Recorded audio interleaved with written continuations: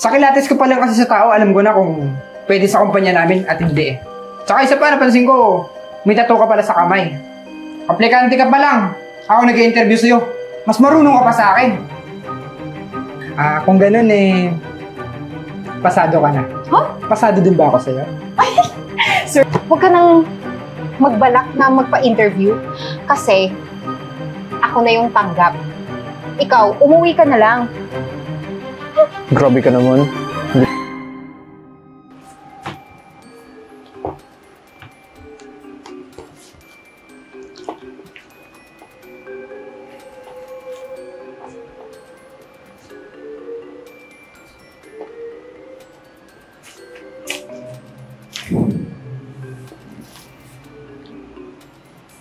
Mr. Charles?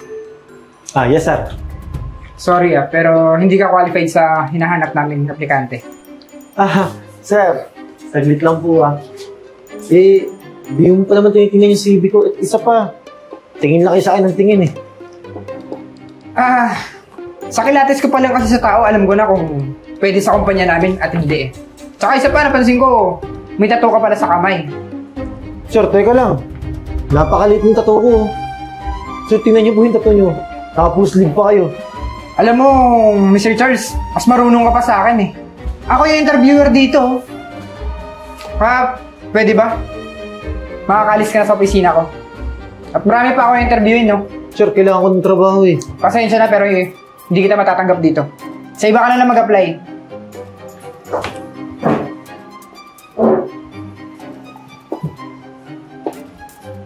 Next!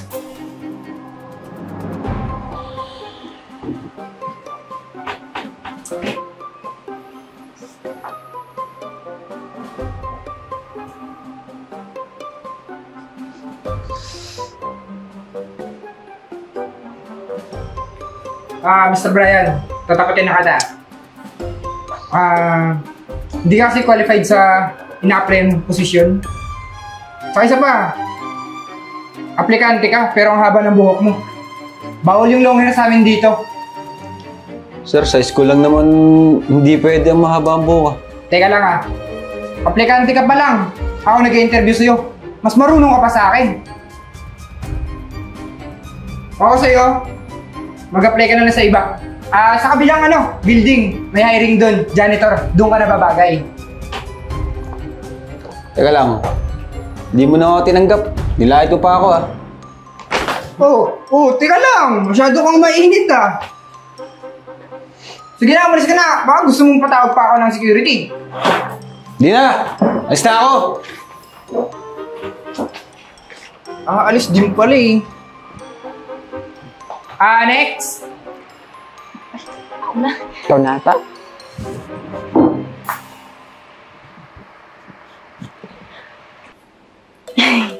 Good morning, sir. Good morning. Ito nga pala yung CV ko, sir, Miss Eden? Yes po. Can you introduce yourself? Ano po yun? Ipakilala mo yung sarili mo. Ipakilala. Ay, kailangan po ba English? Yes. My name is Eden.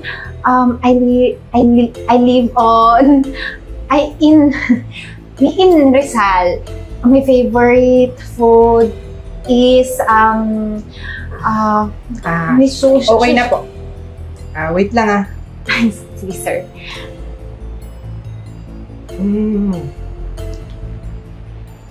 Miss Eden, alam mong ang laki ng chance na matatanggap ka dito. May tatanong lang ako sa'yo. Sige, sir. Ano yun, sir? May boyfriend ka na ba? Ay, sir. Kasali po ba yun sa interview? Alam mo kasi, yung mga aplikante dito kailangan single. Exactly, sir. Exactly. Yes, sir. I'm single. Oh, sure? Yes. Kung ganun pasado ka na. Huh? Pasado din ba ako sa'yo? Ay, Sir naman, sobrang bilis naman nag-i-interview pa. Okay, sir, let's make it faster. Yes, sir, yes. Pasado ka. So, congratulations and Thank you, sir. then balik ka na sa waiting area niya. Tatawagan kita mamaya for exam. Ha? Sir, may exam pa po, sir? Miss Eden, don't worry. Akong bahala sa'yo. Miss Eden, congrats. Thank you, sir. Wait, ang bilis mo, sir, ah. Patawag na lang din ako ng isang aplikante. Ay, sige, sir. See you mamaya, sir, See ha? you later.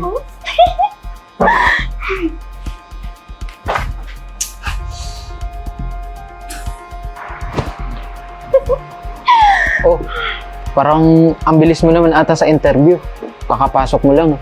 Siyempre naman, ang dali lang kaya ng interview. At saka, huwag ka nang magbalak na magpa-interview kasi ako na yung tanggap. Ikaw, umuwi ka na lang. Grabe ka naman. Hindi pa nga ako na-interview eh.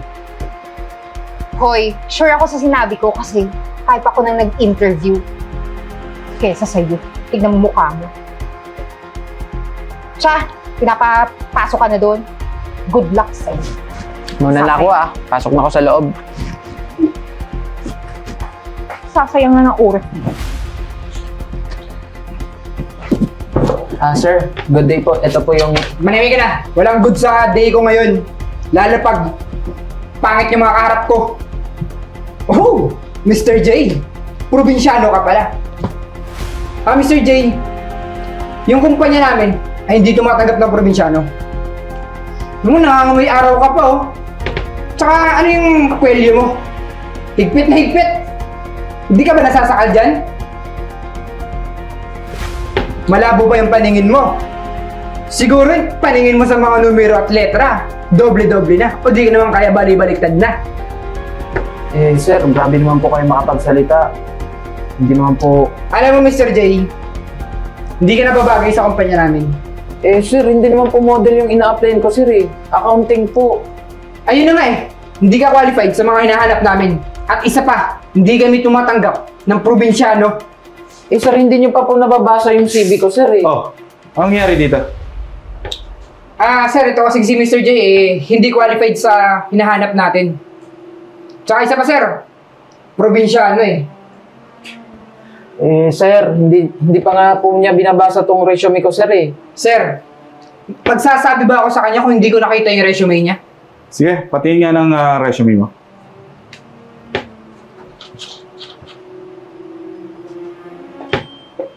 Oh, maganda naman ang credential niya.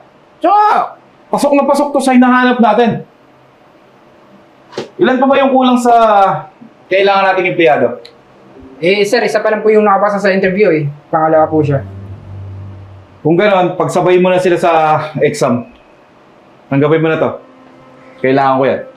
Sige, sir. Para, mauna na ako sa office ko. Sige po. Sige po, sir ah. Oh, bumas ka na. Tawagin mo na yung kasama para sa exam.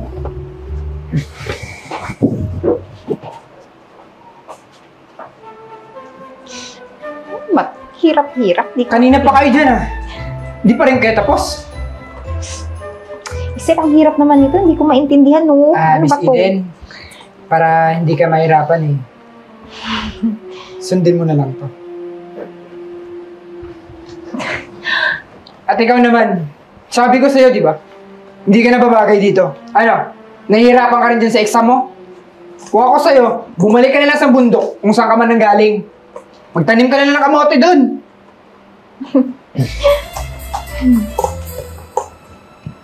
Miss Eden, sige na, gayahin mo na nang makapasa ka sa exam. Sige, sir.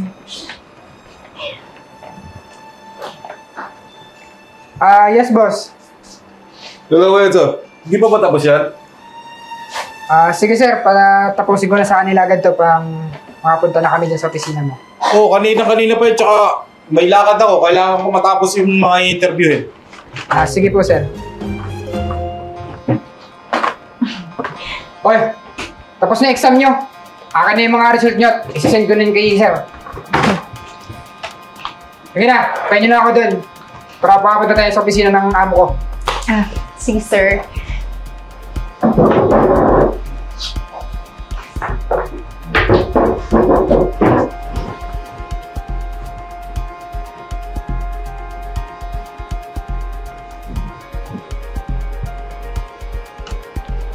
Sige, pasok kayo.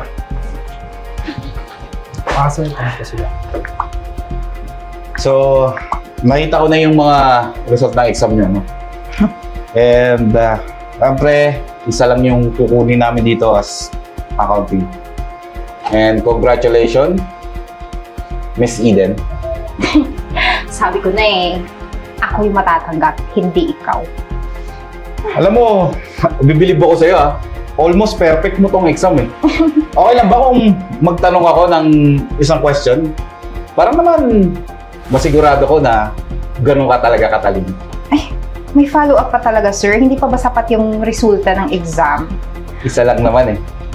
Go! Bilang isang accounting, ano yung pinaka-main na trabaho mo dito sa company? Ha? Sir! Sir, kailangan po ba yung sagutin ni Miss Eden? And so, ang tinatanong ko sa Miss Eden, Ano ba yan, sir? Wala naman yung challenge yung question mo. Siyempre, sir, accounting. Yung magaganon-ganon, sir, ng pera. Yung magkakwenta-kwenta. Ganun! Di ba? Tatawa ka. Tama naman yung sagot ko. Di ba, sir? Tama. sandali lang medyo naguguluhan ako. Sir, pwede po ba akong sumagot sa tanong po ninyo? Oo naman. Ano po ba gusto niyo, sir? Gusto niyo po ba English or Tagalog po? Anything. Tagalog na lang po, sir, para maintindihan po ng kasama ko. Sir, isa sa pinaka-importanting bagay na trabaho po ng accounting is kinakailangan po na siguraduhin na tama ang labas-pasok na pera dito sa company. Yun lang po, sir. Basic na ano po yun. Sana naintindihan po ng kasama ko. Magaling. Ang hindi ko lang maintindihan, bakit dito sa exam mo almost wala kang naisagot. So ano nangyayari dito? Sir. Paano ba naman po, sir? Hindi naman po niya in-interview tong kasama ko ng maayos. Nakikipaglandian lang naman po siya, sir. Yung resume nga po ng kasama ko, sir, hindi niya po tiningnan kasi nakatingin po siya sa physical looks po ng kasamahan ko. Samantalang ako po, sir, hindi po niya binasa yung resume ko. Agad niya po akong hinusgahan. Pati nga na resume mo. Pwede ko ba makita?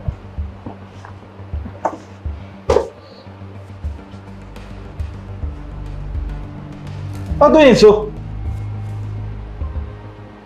Office girl lang ina-applyan yan. Bakit nandito sa accounting yan? Ha? Sir.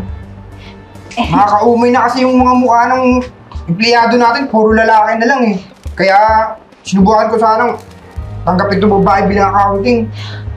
Sir, pasensya na ha. Totoo po, office girl po yung pinapasukan. Ewan ko nga po, bakit ako nilagay niyo sa accountant Tapos, sir, tingnan niyo may binigay pa na papel tapos hindi ko maintindihan, puro numero. Nilagay pa yung cellphone number niya. Tawagan ko daw siya. Hindi ko naman maintindihan, sir, puro numero. Wala naman akong pinag-aralan, wala akong tinapos. Kaya office girl lang yung ina-applyan ko dito. Okay na. Enzo, hindi ko mapapalampas to. Masisira yung company ko dahil sa ginagawa mo Alam mo, mabuti pa, pumunta ka sa opisina mo, ligpitin mo lahat ng kalat mo doon, at umalis ka na. Teka lang, sir, kailangan ko yung trabaho na to, sir Yun naman pala Kailangan mo ng trabaho, bakit di mo inayos? Sir, sinubukan ko lang naman po Sige na! Wala na tayo dapat pag-usapan. Miss, pasensya na wala kasi kaming hiring ng office girl dito So, ibig sabihin, sir, wala akong chance kahit sinabi ko naman yung totoo na binigyan akong kodigo. Pasensya ka na, miss. Wala eh. Ano pa hinihintay mo? Ito kasi, damay pa ako. Sir, maraming salamat po sir at saka dahil po naniwala kayo sa akin. Alam mo, Jay, nakita ko naman yung resume mo eh. At nakita ko doon na valedictorian ka pala. Opo. Kaya, sinend sa akin ni Enzo yung result. Duda na talaga ako eh. But, anyway, congratulations again. Thank you sir. And welcome dito sa company namin. So, gawin mo na, punta ka ngayon sa HR, okay, para makapag-sign ka na ng contract doon and makapag-start ka tomorrow. Thank you po ulit sir. So paano po sir? Auna na po ako. Sige.